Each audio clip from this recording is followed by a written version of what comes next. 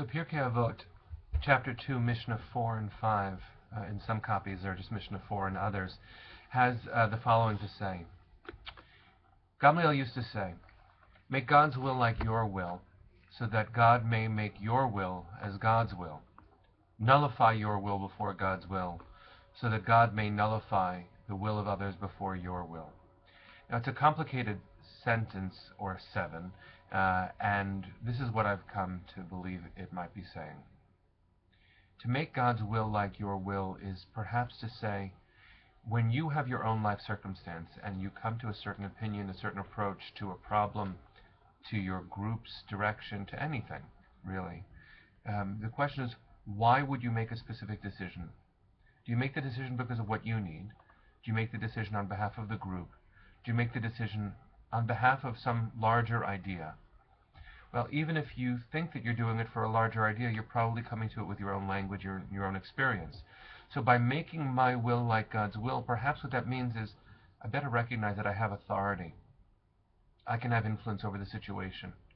By making my will like God's will, it also might mean I need to recognize that I have my own life's background, and that can't be the only reason that something moves forward in a specific direction. There has to be something larger than me involved in the decision that I make. And if I conduct myself in that way, the Mishnah suggests, I am nullifying in some way.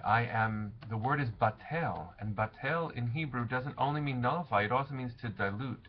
I am being absorbed myself. There's something about my own thoughts that matters, but in the context of a larger whole. And so, batel, dilute my own ego, my own I, into the larger whole, and then I will actually have likely the ability to influence that greater whole because of the vulnerability that I myself have in it. The Mishnah continues, Al tafrosh minat tzibor, tifrosh minat tzibor. It's a very, very famous quote. Don't separate yourself from the community. And it continues with what happens if you do. Don't separate yourself from the community. Don't be sure of yourself until the day you die. Don't condemn your fellow until you have stood in their place. Don't speak that which is not readily heard, but which will ultimately be heard. And don't say, this is my favorite word in the entire Mishnah, lich she'efneh. When I am free, I will study, for perhaps you will never be free. And what that means to me is, when you separate yourself from your community, you act with self-assurance in a way that perhaps is undeserved. When you condemn your fellow before standing in their place, because you'll never actually stand in their place, you forget that they have an entire world that you will never know because it's their inner life.